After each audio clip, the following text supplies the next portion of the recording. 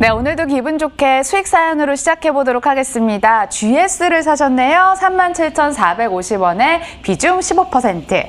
작년에 정유업황 악화 직격탄을 맞았지만 올해는 리스크 해소되면서 많이 오를까요? 네. 가격으로 보면 지금 현재 39,900원이거든요.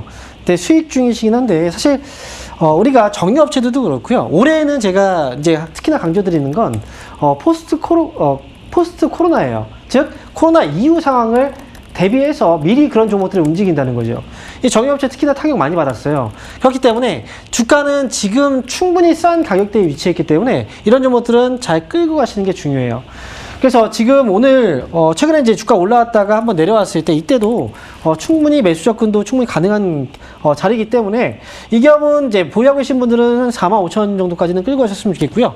매수 관점에서 본다면 GS는 매수하도록 하겠습니다. 네, 신규 매수도 가능한 종목으로 GS 꼽아주셨습니다. 다음은 메가스터디로 넘어가 봅니다. 11,900원의 비중 20%.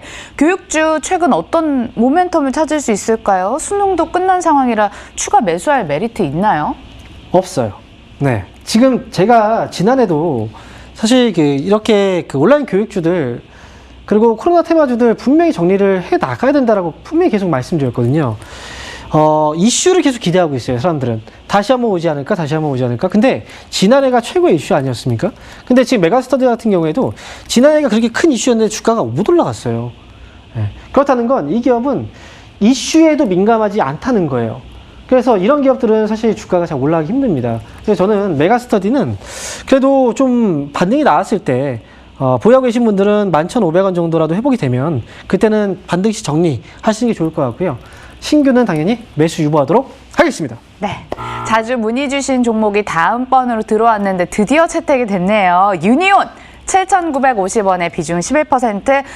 연락 주신 이유가 있었습니다. 사신 가격이랑 현재가 차이가 좀 많이 나서 물 타줄까요?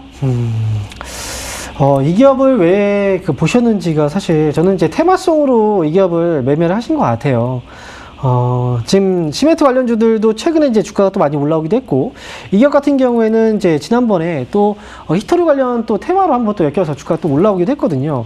결국은 테마 의존도가 굉장히 높은 기업이에요. 그렇다면 이런 기업은 다시 빠질 수밖에 없거든요.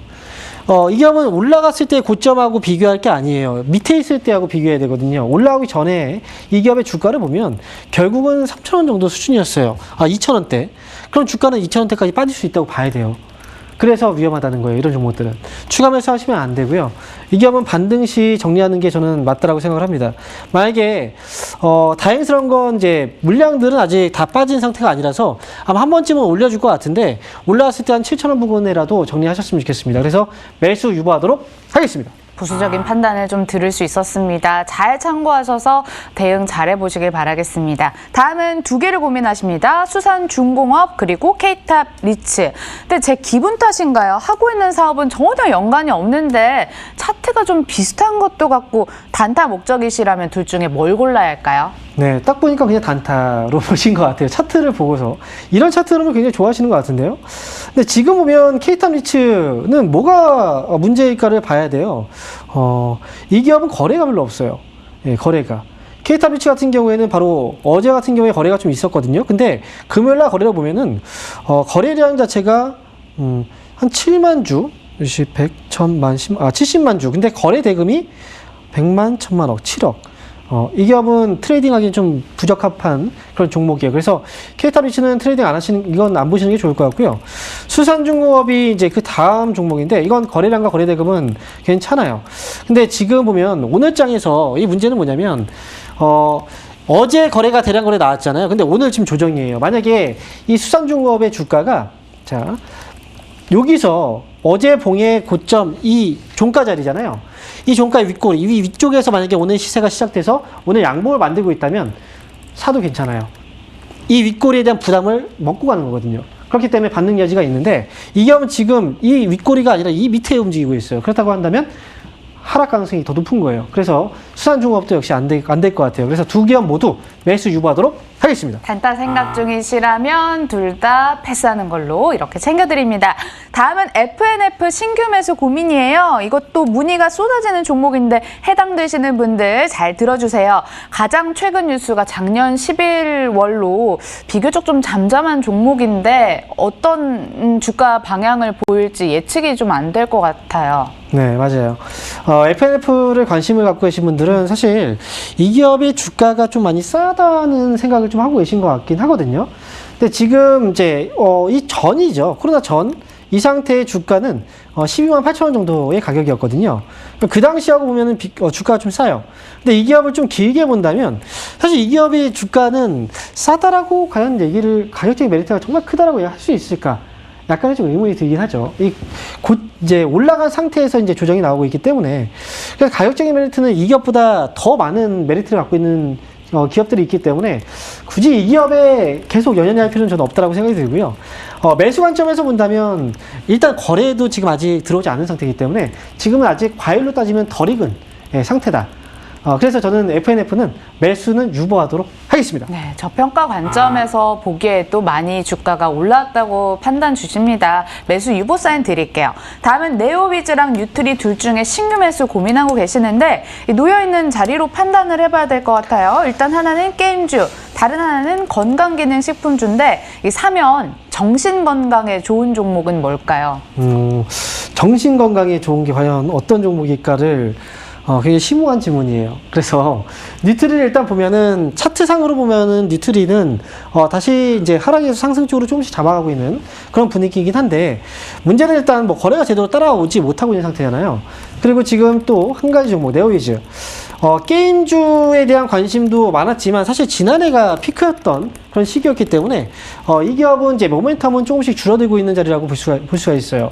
저는 만약에 네오위즈하고 뉴트리 두 종목 중에 무조건 사야 되겠다라고 한다면 저는 두 종목 모두 메리트는 그다지 높지 않다고 봅니다. 그래서 두 종목 모두 아쉽지만 유보하도록 하겠습니다. 네, 정신 건강을 위해선 일단 두 종목 다 안 사는 걸로 정리를 해보겠습니다. 다음은 퓨처 스트림 네트워크스예요. 1,350원의 비중 20%에 사셨는데 12월 30일에 그 해외 사업 계열사가 베트남 증권거래소에 상장한다는 신박한 뉴스가 있어요. 근데 이거 뉴스 재료가 얼마나 파급력 있는지 판단이 잘 안 됩니다. 사실 이런 뉴스들에 대해서 해석이 힘들어요. 이제 특히나 이제 그 투자자분들 중에서는 또 새로 시작하신 지 얼마 안 되신 분들도 많이 있잖아요. 근데 그런 뉴스에 대한 판단은 결국 시장이 해주거든요. 내가 이런 뉴스가 나왔을 때 그 다음에 시장이 어떤 반응을 보이느냐. 근데 지금 보면 뉴스가 터진 시점부터 해서 시장에서 어떻게 됐나요? 올라가지 않고 지금 눌렸잖아요.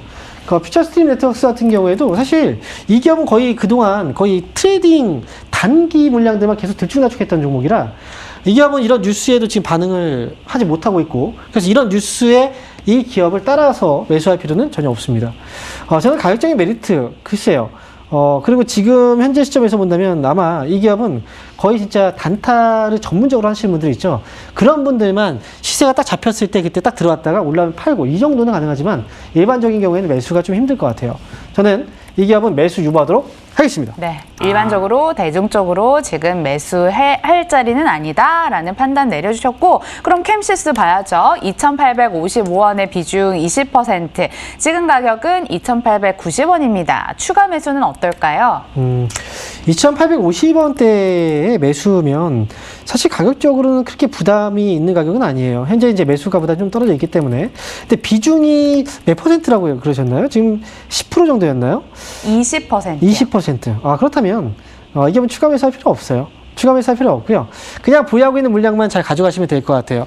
뭐 신규 관점에서 본다고 하더라도 이슈적인 부분에서는 한 번쯤은 올라올 수 있는 여지가 있기 때문에 목표 주가 3,200원 잡고 신규도 가능할 것 같습니다. 그래서 캠시스는 매수하도록 하겠습니다. 네. 매수 가능 사인 주셨네요. 그럼 이번에도 매수 가능 사인 주실지 남해화학이 되겠습니다. 작년 한 해 주가 흐름 놓고 보면 코스피보다도 덜 오르는 것 같은데 게다가 요즘 또 잠자고 있는 주가가 살펴집니다. 과연 2021년에는 잠 좀 깨고 기지개 펼까요?